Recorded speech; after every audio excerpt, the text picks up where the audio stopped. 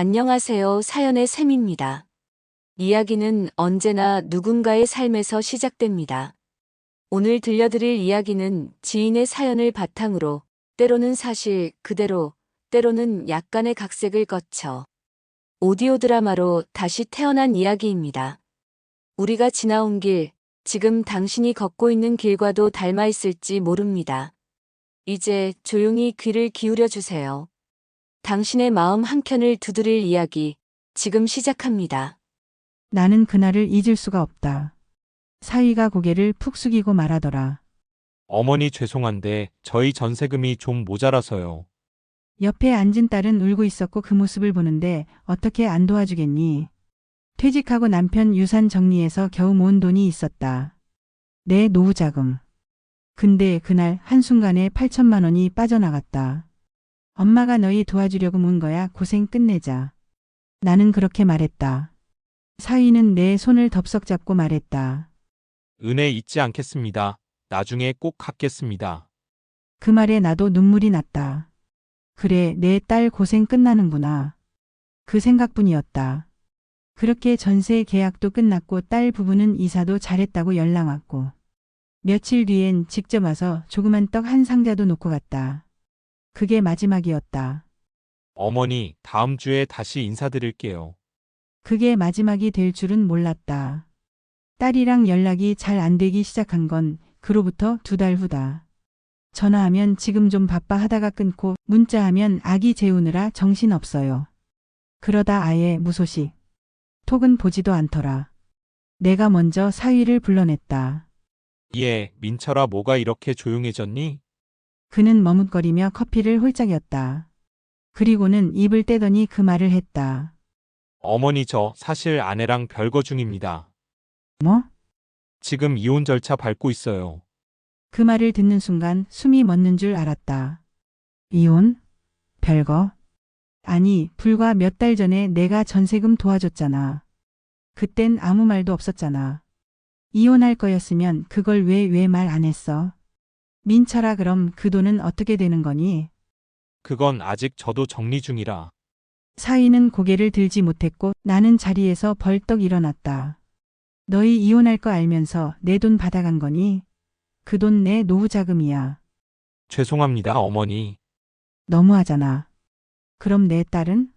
너네 그 전세금은 누구한테 남는 건데? 사위는 아무 대답도 못했다. 그저 죄송합니다라는 말만 반복했다. 그날 이후 딸과 연락했다. 하지만 딸은 달랐다. 목소리부터 싸늘했다. 엄마 제발 나한테 부담 좀 주지 마. 뭐? 그 돈 내가 달랬어? 민철이가 엄마한테 얘기한 거지. 너도 그 자리에 있었잖아. 내가 울면서 고개 숙였잖아. 그땐 나도 그럴 수밖에 없었어. 그럼 이제 그 돈은 돌려줄 거야. 엄마 나 지금 애 키우기도 벅차. 그런 말 왜 해? 순간 머리가 핑 돌았다. 내가 뭘 잘못했나? 도와달라 해서 도와준 죄밖에 없는데. 내 돈은 그렇게 사라지고 딸은 내가 죄인이라도 되는 듯 했다. 며칠 후 전세집 계약서를 확인하려고 관리사무소에 전화했다. 아, 그 집이요? 최근에 계약 해지됐어요. 네? 2달 전에 나가셨습니다. 지금은 다른 세입자 들어오셨어요. 정신이 아득했다. 전세도 해지됐고 그 전세 보증금. 내가 준 8천만 원. 그건 어디로 간 걸까? 사위는 전세 해지 후 그 돈을 들고 홀연히 사라졌고 딸은 그게 당연하단 듯 나를 밀어냈다. 나는 그냥 이용당한 거였다. 자식에게 사위에게 철저히. 이게 가족이냐? 친구한테 말했더니 그러더라. 야, 요즘 그런 일 많아. 부모 돈 쉽게 버는 자식들 너무 많아. 너도 조심했어야지. 명의도 네 것도 아니고. 그 말이 서럽게 들렸다. 내가 멍청했단 건 알겠다. 근데 그게 다인가? 밤마다 자책한다. 그 돈 안 줬으면 나 지금쯤 얼마나 편했을까? 사랑한 딸인데 왜 내 등에 칼을 꽂았을까? 이제 남은 건 은행 잔고 몇십만 원과 나 혼자 앉아있는 이 작은 방 하나뿐이다. 그날 이후 며칠 동안 나는 아무것도 하지 못했다. 밥도 못 먹고 TV도 안 보고 그냥 멍하니 앉아 있었다. 휴대폰만 붙잡고 있었다. 혹시 딸에게서 문자가 올까? 혹시 사위에게서 연락이 올까? 근데 안 오더라. 아무도 단 한 사람도 내 안부를 묻지 않았다. 엄마, 나도 힘들어. 딸이 마지막으로 했던 그 말이 자꾸 머릿속에 맴돌았다. 그 힘든 속엔 내가 들어설 자리는 없었겠지. 그 애한텐 나는 그냥 돈 준 사람일 뿐이었나 보다. 참을 수 없어서 법무사 사무실에 찾아갔다. 사정이 이러이러해서요. 제가 준 돈에 대해 어떻게든 받아야겠는데. 법무사는 처음엔 말을 아꼈다. 서류를 살펴보더니 고개를 젖혔다. 어머님, 이 돈을 주실 때 증여 계약서나 차용증 같은 거 쓰셨나요? 아니요, 가족끼리 그런 걸 왜 했어요? 그냥 믿었어요. 그러셨군요. 그럼 돌려받기 어렵습니다. 왜요? 제 돈이에요. 퇴직금이고 남편 유산이고 다 제가 번 돈인데요. 법무사는 조심스럽게 말했다. 명의가 따님이나 사위분 명의였고 증빙이 없다면 법적으로는 증여로 봅니다. 특히 가족 간 거래는요. 가슴이 무너져 내렸다. 아니, 법도 나를 보호해주지 않는구나. 가족은 믿고 줬는데 이젠 법은 그걸 내가 줬다고 보는 거다. 그럼 제가 할 수 있는 건 없나요? 사위분이 전세금을 들고 나가셨다고 하셨죠? 사기죄로 신고는 가능할 수도 있습니다. 다만 그것도 쉽진 않아요. 실제로 받을 수 있을진. 나는 조용히 자리에서 일어섰다. 감사하다는 말도 잊었다. 그저 한 걸음 한 걸음. 머리가 하얘진 채로 나왔다. 집에 돌아와 딸에게 톡을 보냈다. 너한테 준 돈 돌려받고 싶다. 사위는 전세금 들고 사라졌고 나는 아무것도 남은 게 없다. 답장은 없었다. 읽지도 않았다. 이젠 아예 내 존재를 지워버린 건가? 나는 다시 문자를 보냈다. 너 그러면 안 되는 거야. 내가 아니더라도 내 딸의 외할머니잖아. 그렇게까지 할 거야? 그제서야 답장이 왔다. 엄마가 우리 가정을 흔들어 놓고 있어. 그렇게까지 할 거냐니 그 말 엄마가 할 말이야? 우린 지금 이혼 과정에서 정신도 없고 아이도 예민해. 엄마까지 이러면 진짜 나 미쳐. 그 문자를 읽고 휴대폰을 바닥에 던졌다. 파직 깨지는 소리. 그 소리 하나에 눈물이 왈칵 쏟아졌다. 내가 뭘 흔들었단 건가? 그 가정 내가 지키려고 돈 줬고 그 딸 내가 품에서 키운 애다. 친구에게 전화해 말했다. 나 진짜 너무 속이 터져서 죽을 것 같아. 친구는 한숨을 쉬었다. 그러니까 그때 내가 뭘 했어 돈은 주는 게 아니라고 자식이라도. 근데 그게 되냐? 내 딸이 울고 있으니까. 그래도 계약서 하나 써놓고 주지 그랬어. 그 생각도 못했어. 그땐 그저 아기가 추운데 살까봐 그게 더 걱정이었지. 친구는 조용히 말했다. 이제는 정리할 때야. 돈은 못 받아도 사람 마음이라도 정리해야지. 그 말이 맞는지도 모르겠다. 근데 어떻게 정리하니? 매일같이 딸 사진만 보고 손녀 태어났을 때 찍어준 영상 틀어보는 게 일인데. 밤엔 잠도 안 온다. 불 꺼놓고 누워있으면 사위가 했던 말들이 떠오른다. 어머니, 나중에 꼭 갚겠습니다. 어머니가 저희 은인입니다. 그 말이 얼마나 가식이었는지 이제야 깨닫는다. 가끔 상상도 해본다. 사위가 그 돈으로 뭘 했을까? 새 여자 만나서 다시 시작했을까? 딸은 그걸 알고도 입 다물고 있는 걸까? 내가 자식을 잘못 키운 걸까? 아니면 너무 믿었던 걸까? 다시 법무사에게 전화를 걸었다. 혹시 증여 취소 같은 게 가능한가요? 정말 억울한데. 그는 말했다. 감정적으로 이해합니다. 하지만 법적으로는 가족 간 증여는 되돌리기 매우 어렵습니다. 받는 쪽이 자발적으로 돌려주겠다 하지 않는 이상. 그 말 듣고 그냥 웃었다. 돌려줄 마음이 있었다면 이 지경까지 왔겠니? 요즘은 마트에 가도 꼭 가격표 먼저 본다. 10,000원 넘으면 못 산다. 은근히 눈치 보이고 그냥 라면이 최고다. 지금 내 냉장고엔 물, 김치, 계란. 그게 다다. 이게 내가 만든 가족의 결말이다. 사랑해서 줬고 믿어서 맡겼고 기댈 줄 알았는데 결국 나는 아무것도 없는 사람 됐다. 그리고 오늘 등기부 등본을 떼봤다. 놀랍게도 사위 이름이 아닌 다른 여성 이름으로 되어 있었다. 이미 몇 달 전 매매가 끝났고 그 돈이 어디로 흘러간 건지는 이제 아무도 말해주지 않는다. 내가 처음 경찰서를 찾은 날 손이 떨려서 서류를 제대로 꺼낼 수도 없었다. 접수 창구 앞에 서서 몇 번을 입술만 달싹였는지 모른다. 어머니, 무슨 일로 오셨어요? 나는 잠시 머무시다가 조용히 종이 한 장을 꺼냈다. 이 돈 제 사위가 받아갔는데 이혼 준비 중인 걸 숨기고 받았어요. 그리고 지금은 행방도 모르겠어요. 경찰은 서류를 한참 들여다봤다. 그리고는 조심스럽게 말했다. 어머님, 안타깝지만 이건 민사로 다뤄야 할 사안 같아요. 형사처벌까지는 쉽지 않을 수도 있습니다. 그 사람 전세금 들고 잠적했어요. 딸도 말이 없고요.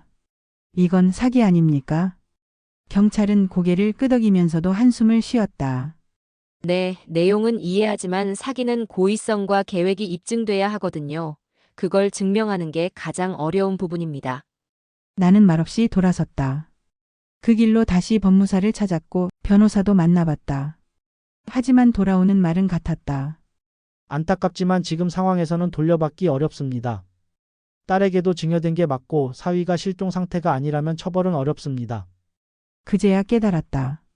나는 법 앞에서도 가족 앞에서도 완전히 혼자라는 걸. 그날 밤 작은 원룸 안에서 전등도 켜지 않고 창가에 앉아 있었다. 창밖으로 들리는 소음 속에서 문득 아기 울음소리가 들렸다. 예전에 손녀 안고 있던 딸의 모습이 떠올랐다. 엄마, 얘가 지금 웃었어. 봤어? 그때 그 미소가 이젠 아주 아득하다. 그날 나는 작은 결심을 했다. 이 돈은 못 돌려받는다. 하지만 이 상처는 더 이상 키우지 않겠다. 다음 날 딸에게 마지막 문자를 보냈다. 너에게 받은 상처 이젠 내려놓는다. 그 돈도 그 기대도 모두 다 정리할게. 이후로는 내가 연락하지 않으면 나도 먼저 연락하지 않겠다. 읽음 표시조차 없었다. 이젠 놀랍지도 않았다. 며칠 후 나는 동네 복지관에 들렀다. 무료 반찬 나눔 요가 프로그램 수채화 수업 안내를 보고 작게 웃었다. 이제 나를 위해 살아야지. 처음으로 그런 생각이 들었다. 거기서 만난 동년배 아주머니 한 분이 말없이 내 옆에 앉아 물었다. 요즘 왜 이렇게 말이 없으세요? 그냥 이것저것 복잡한 일이 있어서요. 그래도 얼굴 펴요. 우리 이제 자식 말고 나를 위해 살 나이예요. 나는 눈물이 핑 돌면서 고개를 끄덕였다. 그래, 정말 그래야겠다. 그날 집에 돌아오는 길 공원 벤치에 잠깐 앉았다가 지나가는 꼬마아이가 인사하더라. 할머니, 안녕하세요. 그 순수한 인사 한마디가 한동안 무겁던 가슴을 따뜻하게 데워줬다. 밤이 되어 오랜만에 일기장을 펼쳤다. 나는 실패한 어머니였을까?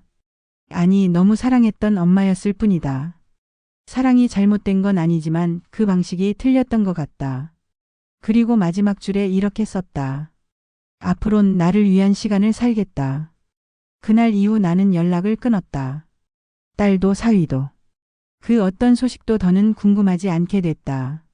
정말로 궁금하지 않은 건 아니었다. 가끔 꿈에 나온다. 어린 시절 딸이 내 손 꼭 잡고 엄마 하던 모습. 사위가 처음 찾아왔을 때 부끄러워 웃던 얼굴. 근데 이제 그 얼굴들에 미련을 두지 않기로 했다. 친구들과 김치 담그는 날 누군가 묻더라. 딸은 잘 지내. 나는 망설이지 않고 대답했다. 응. 연락은 안 되는데 잘 살고 있을 거야. 그리고 진짜로 그렇게 믿기로 했다. 시간은 흘렀다. 나는 이제 복지관에서 자원봉사도 하고 노인 대상 글쓰기 수업도 듣는다. 생각보다 나를 위한 삶도 괜찮더라. 마지막으로 하고 싶은 말이 있다면 이 세상의 다른 엄마들에게 전하고 싶다. 사랑해도 괜찮아요. 하지만 너무 주진 마세요. 자식은 사랑하되 나를 잃어선 안 됩니다. 안녕하세요. 사연의 샘입니다. 이야기는 언제나 누군가의 삶에서 시작됩니다. 오늘 들려드릴 이야기는 지인의 사연을 바탕으로 때로는 사실 그대로, 때로는 약간의 각색을 거쳐 오디오 드라마로 다시 태어난 이야기입니다. 우리가 지나온 길, 지금 당신이 걷고 있는 길과도 닮아 있을지 모릅니다. 이제 조용히 귀를 기울여 주세요. 당신의 마음 한켠을 두드릴 이야기, 지금 시작합니다. 딸이 사귀는 남자 데려왔을 때 첫눈에 별로였어. 키가 작아서 그런 것도 아니고 옷을 못 입어서 그런 것도 아니고 그냥 느낌이 딱 아예는 아니다 싶었지. 안녕하세요. 처음 뵙겠습니다. 입은 웃고 있는데 눈이 안 웃더라. 기분 탓인가 싶었는데 다음에도 그 다음에도 똑같아. 예의는 차리는데 정이 안 가. 사람이 텅 비어 보인다고 해야 하나 그런 사람 있잖아. 말은 정중한데 속은 어디 있는지 알 수 없는 사람. 민수 참 성실하고 착해. 엄마도 알면 좋아할 거야. 딸은 좋다고 하니까 뭐라 하기도 뭐해서 그냥 가만히 있었어. 그래, 처음이니까. 사람은 겪어봐야 안다고 하잖아. 근데 나는 처음 봤을 때 딱 감이 와. 그런 감이 좀 있거든. 그 남자가 우리 집에 처음 인사 오던 날도 양손에 선물 들고 왔지. 과일 바구니, 비싼 홍삼 세트. 근데 그걸 식탁 위에 놓는 손이 참 가볍더라. 정성이 없어 보여 허리 숙이며 인사도 하는데 그게 그냥 매뉴얼 같아. 진심이 아니라 외워서 하는 말들. 어머니, 저희 진지하게 만나고 있습니다. 진지하게? 내가 볼 땐 그냥 말 잘 들을 딸 하나 골랐구나 싶었어. 순한 사람 좋아하는 남자 있잖아. 자기가 말하면 다 들어줄 것 같은 사람. 내 딸이 딱 그런 스타일이거든. 겉으로는 단단해 보여도 말 한마디면 휘는 애야. 결혼하겠다고 했을 땐 솔직히 반대했지. 근데 뭐 반대하면 뭐하니, 이미 마음 정해놓고 얘기하는 건데 결국 허락했지. 그래, 인생은 내 거니까. 대신 엄마 눈엔 안 차니까 기대는 하지 마라 했지. 결혼하고 나니까 더 싫어지더라. 명절 때 집에 와도 거실에 멍하니 앉아있고 나랑 눈도 잘 안 마주쳐. 집안일은 또 왜 그렇게 모르는 척을 하는지. 민수야, 저거 좀 옮겨줘. 아, 네, 어머니. 네 하고는 10초쯤 멍하니 서 있다가 겨우 움직여. 뭘 시키면 어쩔 수 없이 한다는 얼굴. 진짜 못 봐주겠더라. 내가 직접 나서서 하려고 하면 우리 딸이 또 그걸 말려. 엄마, 민수 피곤해서 그래. 피곤? 나는 안 피곤한 줄 아냐. 제일 어이없던 건 제사 음식 할 때. 그날은 진짜 빡 돌았어.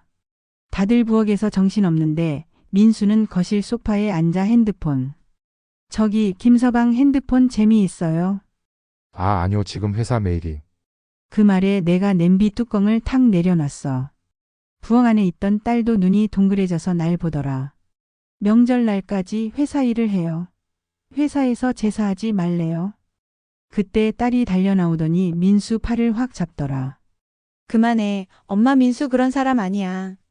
아니긴 뭐가 아니야. 내가 두 눈으로 똑똑히 봤는데. 그렇게 싸움이 시작됐지. 명절 아침에 소리 높이고 딸은 울고 민수는 방으로 쏙 들어가고. 그날 저녁에 딸이 짐 싸서 나가더라. 당분간 연락하지 마. 나 너무 힘들어. 그래, 그래라. 나도 힘들다. 그렇게 서로 연락 끊기고 몇 달이 지났지. 그 사이 딸은 안부도 없고 사진도 없고 조용하더라. 누가 그랬지. 결혼하면 남편 편이라는 거. 맞아, 맞더라. 내 새끼지만 이제 그 집 사람이지. 가끔은 생각해. 내가 너무 예민했나? 아니야. 나는 그냥 평범한 엄마였어. 우리 딸 잘 살길 바라는 엄마. 그게 죄냐? 근데 요즘 들어 좀 이상해. 딸이 연락이 오긴 하는데 목소리에 힘이 없어. 말끝마다 숨이 짧아. 그러면서도 내게는 아무 말 안 해. 그런 게 더 불안해. 민수가 뭐라고 했나? 뭘 잘못했나? 그런 생각이 꼬리에 꼬리를 물어. 근데도 여전히 걔 얼굴 보면 화가 나. 예전 일이 떠올라. 우리 딸 눈물 나던 얼굴. 그게 잊혀지질 않아. 그래서 다음 주에 딸 부부가 집에 온다는데 나도 모르겠다. 무슨 얼굴로 봐야 할지. 그놈의 사위, 또 웃는 얼굴 어머니 잘 지내셨죠?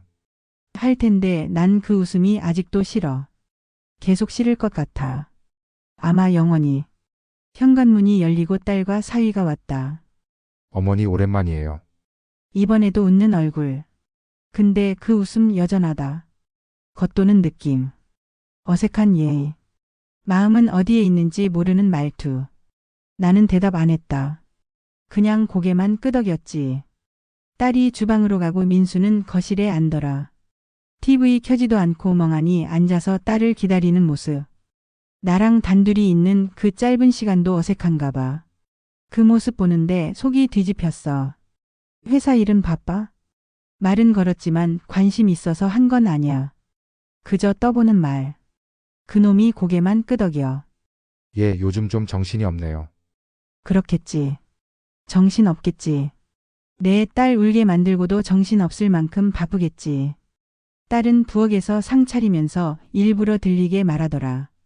엄마, 민수 요즘 회사에서 엄청 힘들어 밤샘도 자주 하고. 그게 뭔 상관인데 집에서 할 건 해야지. 남편이면 남편답게. 밥상 앞에 앉았는데 민수가 반찬 하나씩 들면서 또 그 말. 이거 어머니가 하셨어요. 역시 손맛이 다르네요. 또 그 말이다. 진심 없는 칭찬. 들은 지 벌써 몇 년째야. 정작 그놈은 젓가락 몇 번 안 들어.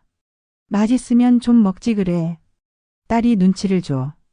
엄마, 그래, 그래도 참았어.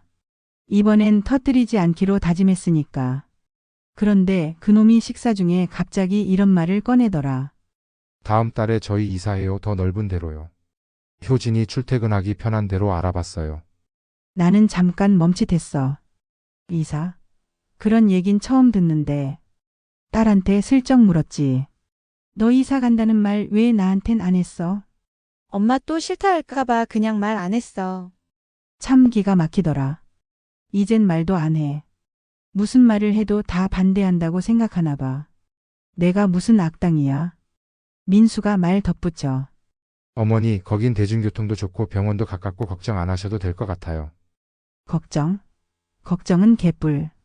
딸이 더 멀어지겠구나 싶었지. 거리만 멀어지는 게 아니라 마음도 점점. 식사 끝나고 딸이 설거지하는데 민수가 옆에서 도우려고 하더라. 근데 그 모습도 쇼 같았어. 지금 이 집에서 보여주기 위한 행동. 놔도 내가 할게. 아니에요, 어머니, 이건 제가 해야죠. 뭐든 자기가 하겠대. 자기는 잘하려고 한대. 근데 그 말만 하고 손은 느려. 마음도 느려. 딸이 부엌에서 나와 내 옆에 앉더니 갑자기 그러더라. 엄마, 나 민수랑 이혼 생각했었어. 숨이 턱 막혔어. 그놈이 듣진 않았지만 순간 내 귀에만 들린 그 말이 얼마나 날 뒤흔들었는지 몰라. 근데 다시 생각해봤어. 민수가 변하려고는 하더라고. 적어도 노력은 해. 나는 뭐라고 말 못했어. 그래도 하지 마라. 진짜 괜찮은 거냐. 그런 말이 목 끝까지 올라왔지만 꾹 삼켰지. 딸이 이어서 말하더라. 엄마가 민수 싫어하는 거 알아. 나도 알아. 근데 나 민수랑 살면서 엄마한테 인정받고 싶었어. 그래, 인정. 나는 그걸 안 해줬구나. 그놈이 아니라 내 딸을 위한 인정. 다음 날 아침 그놈이 일찍 일어나서 나가더라. 회사 일이 있다고. 나갈 때 또 인사.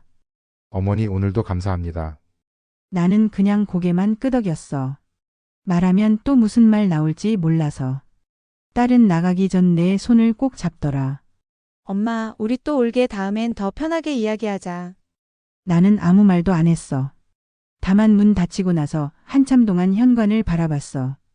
그놈이 여전히 싫다. 그건 변하지 않아. 근데 내 딸이 그놈을 붙잡고 살겠다면 나는 이제 그 앞에서 물을 끼얹진 말아야지. 그래도 좋다거나 마음에 든다거나 그런 말은 죽을 때까지 안 나올 것 같아. 그런 사이도 있는 거지 뭐. 이번 이야기 어떠셨나요? 여러분들의 의견을 댓글로 남겨주세요. 구독과 좋아요는 더욱 좋은 영상을 만드는데 큰 힘이 됩니다.